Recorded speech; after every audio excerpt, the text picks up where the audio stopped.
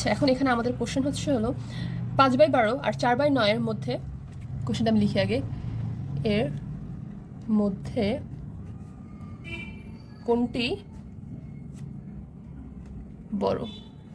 ঠিক আছে, এটা হচ্ছে আমাদের কোশ্চেন। এটা হচ্ছে অধ্যায়টার নাম, কত নম্বর অধ্যায় অফা? 4 নম্বর অধ্যায়। অধ্যায় 4, অধ্যায় 4-এর প্রথম অঙ্ক। হ্যাঁ। ঠিক আছে, এই অধ্যায় 4-এ এই অঙ্কটা আসছে। এই অঙ্কটা আমি জাস্ট অনেকে না এই অঙ্কটাকে জাস্ট এই যেখানে ভাগ করতে হচ্ছে, এখানে আবার গুণ করতে হচ্ছে, তো মানুষ না এটা হলো এটা কি বলে এটাকে, মানে স্টেপগুলো মনে থাকে না, যার কারণে অঙ্কটা কঠিন লাগে। আর পরীক্ষা মানে দেখে মনে হচ্ছে সহজ, বাট পরীক্ষা হলে গেলে ডেফিনেটলি তুমি ভুলে যাও। মানে মাঝ রাস্তায় যে তুমি এতটুকু করার পর তুমি জাস্ট মেমোরাইজ করতে পারছো। আমি বলছিলাম তুমি অঙ্ক মুখস্থ করো, বাট অ্যাটলিস্ট তোমাকে স্টেপগুলো অ্যাটলিস্ট মনে রাখতে হবে, মেমোরাইজ করতে হবে। এটা কোনো খারাপ কিছু না। তুমি যদি এটাকে অঙ্ক মুখস্থ করা বলে না, এটা হচ্ছে ওয়ান কাইন্ড অফ কি অফা বলো তো, মনে রাখা। অ্যাটলিস্ট মানে তোমাকে তো মনে রাখতে হবে, তাই না, নাম্বার পাইতে হবে। যে এখানে কতগুলো স্টেপের মাধ্যমে আমি বলবো যে আমি অঙ্কটা কীভাবে করবো। প্রথম হচ্ছে হলো সেটা হচ্ছে দুটো ভগ্নাংশ, 5/12 আর 4/9। এই দুটো হচ্ছে কি ডাইরেক্ট দুটা ভগ্নাংশ। এটা কিন্তু কোনো পূর্ণ সংখ্যা না, এটা হচ্ছে কি, এটা হচ্ছে ভগ্নাংশ। এখন যখন ওই ভগ্নাংশ থাকবে তখন আমি এদের এই যে 5/12, আমি পরের পৃষ্ঠে দেখাই, 5/12 এখানে এটা হচ্ছে লব আর এটা হচ্ছে হর। আমরা দুধের স্বর যেটা থাকে সেটাকে আমরা হর বলি বা স্বর বলি, স্বর হচ্ছে হর। তো দুধের স্বর থেকে উপরে আর ভগ্নাংশের ক্ষেত্রে স্বর বা হর থাকে নিচে। যে হর যেটা ভগ্নাংশের ক্ষেত্রে, এই হর নিচের যে দুইটা আছে, যেমন এখানে আছে 12, এখানে আছে কত অফা? আছে 9/4। হর কত? ও হরছে 9, এখানে হর কত? এখানে 12। আমরা 12 আর 9-এর মানে দুইটা ভগ্নাংশের হরের লসাগু বের করব। ঠিক আছে, এটা হচ্ছে আমাদের স্টেপ 1। স্টেপ 1 কি? লসাগু বের করা। হরের লসাগু, বের করা। হরের লসাগু বের করা, এটা হচ্ছে আমার প্রথম স্টেপ। এখন 12 আর 9-এর কি কোনোভাবে কিছু যাচ্ছে? লসাগু করা যাচ্ছে না, তাই তো? লসাগু করা যাচ্ছে না, তাই 12 আর 9 আমি ডাইরেক্ট গুণ করব। 12 আর 9 গুণ করলে আসে আমার 108। ঠিক আছে, 108 কি? 12 আর 9-এর লসাগু। 12 আর 9 লসাগু কত অফা? 108। এখন যেই লসাগুটা আসলো আমার আসলো এখানে, সেই লসাগুটাকে আমি প্রথমে কি করব? ভাগ করব। কি করব? ভাগ করব। প্রথমে ভাগ। যে লসাগুটা আসছে সেটা দিয়ে আমি হরকে ভাগ করব। যেমন আমার লসাগু আসছে 108, 108কে আমি এখানে হর কত অফা? 12। তাই আমি 108কে দিয়ে আগে 12কে ভাগ করব। এরপর 108 তো লসাগু আছে, 108 দিয়ে আমি কত ভাগ করব? 108 দিয়ে 9 ভাগ করব। 9 ভাগ করব, দুইটা লসাগুটা ভাগ করব। ঠিক আছে, স্টেপ 2 কি? এটা হচ্ছে আমার স্টেপ 1। স্টেপ 2 হচ্ছে আমি এই লসাগুটা দিয়ে, আমার আরেকটা পেন হলে ভালো হয় আসলে। আচ্ছা, আমি যে লসাগুটা আছে এই লসাগুটা দিয়ে আমি ভাগ করব দুইটা সংখ্যার হরে যা আছে, হরের সংখ্যা দিয়ে ভাগ করবো। ঠিক আছে, মানে লসাগু দিয়ে হরটাকে ভাগ করবো। প্রথমে কি ভাগ। ঠিক আছে, এবার ভাগ করার পর আমার এখানে কত আসলো? এখানে ভাগ আসলে এখানে 9 আর এখানে আসলে 12।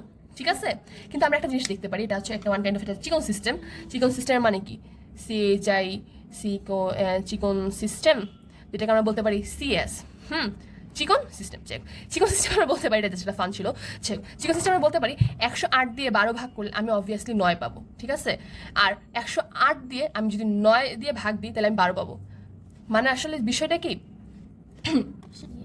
মানে এই যে এখানে 12 দিয়ে ভাগ করলে আমি এই অপোজিট যে ভগ্নাংশ যেটা আছে আর কি, যে কি বলে যে সংখ্যাটা আছে আমি সেটা পাবো। যে 12 দিয়ে ভাগ করলাম তো আমি পাবো 9।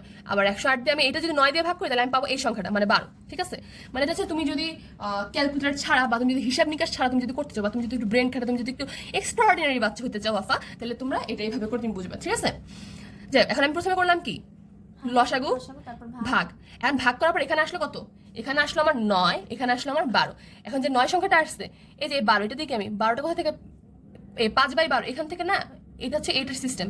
দেন 5/12 থেকে আমি যে 9 পাইছি ভাগফল, এই ভাগফল 9টা দিয়ে আমি এখানে 5 9 দিয়ে গুণ করবো, 12কে 9 দিয়ে, মানে এটার উপরে এবং নিচে যে ভাগফলটা আসছে, যেই আমি বলতেছি তোমরা সাইড দিয়ে নোট করে রাখো। ঠিক আছে, যেই ভাগফলটা আসছে সেই ভাগফল দিয়ে আমি হর এবং লবে দুই পাশে গুণ করবো। কত আসলো তাহলে? এখানে 5 দিয়ে 9 গুণ করলে 5 নং 45, আর এখানে তো যে 12 গুণ 9 108, এটা আসলো। ঠিক আছে, সেম এইভাবে এখানে যে আমি ভাগটা করলাম, ভাগ করার পর ভাগফল কত আসছে? এখানে 12।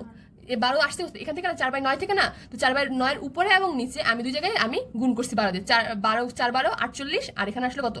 108। ঠিক আছে। এখন আমি লাস্টলি আমি দুইটা সংখ্যা পাইছি, দুইটা, এখন আমি নতুন দুইটা ভগ্নাংশ পাইছি। এখন তো তুমি বলবা যে আগে দুইটা ভগ্নাংশ ছিল, এখন আর নতুন দুইটা ভগ্নাংশ আসছে, আমার তো প্যারা কমলো কি, আমার তো প্যারা বাড়লো, আমার তো আরো ঝামেলা লাগতেছে। আচ্ছা তুমি বলো। আচ্ছা বলো তুমি। আচ্ছা এখানে যদি এই যে এটা যদি না মিলে লাস্টে এটা যদি না মিলে তাহলে কি মানে এখানে তো দুইটাই মিলছে 108 তাই না? সবসময় এইটা, আচ্ছা আমি আমার তাহলে মানে যদি না মিলে, আচ্ছা আগে আমি আমার কথা শেষ করি, ঠিক আছে? আগে বুঝো এরপর তুমি বলো। আচ্ছা এখন যেটা বলতেছো, এখানে দুটো ভগ্নাংশ আছে, এখানে দুটো ভগ্নাংশ আছে, আমি আবার নতুন দুটো ভগ্নাংশ নতুন বানাইছি আমি নিজে, ঠিক আছে? আমি আরো ঝামেলা কি ক্রিয়েট করলাম, বাড়াইলাম, এরকম মনে হচ্ছে না? কিন্তু দেখো এখানে হর যে দুইটা, এখানে 12 আর 9 এটা ডিফারেন্ট, তাই তো? বাট এখানকার দেখো মিল আছে, দুইটার হরে সেম, দুইটাই 108, সেম হইলো না এটা? এখন ওয়াফার প্রশ্ন ছিল সামহাউ যদি এখানে 108 আর এখানেও 108, যদি এখানে যদি না হয়, যদি এটা সেম যদি না হয়, তাহলে কি করবো? তাহলে পুরো অঙ্কটা ভুল, এটাই বলতেছো না? কিন্তু আমরা যে এখানে ভাগ করলাম, এরপর স্টেপ 2 কি ছিল আমাদের?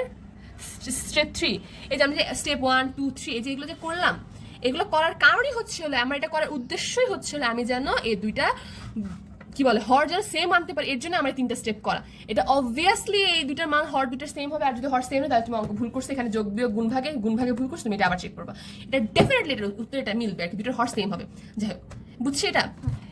আমরা স্টেপ 3 কি ছিল? ভাগফল যেটা আসবে তা দিয়ে উপরে এবং নিচে গুণ করব, ঠিক আছে? আমার হ্যান্ড রাইটিং খুব বাজেটা প্যারান আছে, যাই হোক। এখন দেখো এখানেও 108, এখানে আছে দুইটা সংখ্যা মিলে, এখানে একটা আসছে কত 45/108, আর এটা আসছে কত 48/108। এখন 108 তো সেম, তাই না? ওয়াফা 108 তো সেম। এখন আমরা দেখবো 45 আর 48 এর মধ্যে কোনটা বড়? 48 বড়। তাহলে এটা হবে কি? তাহলে এটা হবে এরকম, 48 বড়, 48 এর দিকে হা করে থাকবে, যেটা বড় তার দিকে মুখ হা করে থাকবে, মানে কাইন্ড অফ তুমি এটা বলতে পারো যে বৃহত্তম চিহ্ন, মানে যে বড় তার দিকে হা করে থাকবে, আর তার দিকে, আর যে ছোট তার দিকে তার পিসের সাইডটা দিয়ে রাখবে। আমরা এটাকে এইভাবে বলতে পারি, ঠিক আছে? তো এখানে 48টা বড়। এখন 48 বড়। এখন আমরা এখানে বলছি কি, এই যে দেখো 45 আর 48 এর মধ্যে 48 বড়, তাহলে হচ্ছিল এই 45/108 আর 48/108 এর মধ্যে তাহলে কোনটা বড় হবে? এটা বড় হবে, ভগ্নাংশ এটা বড় হবে।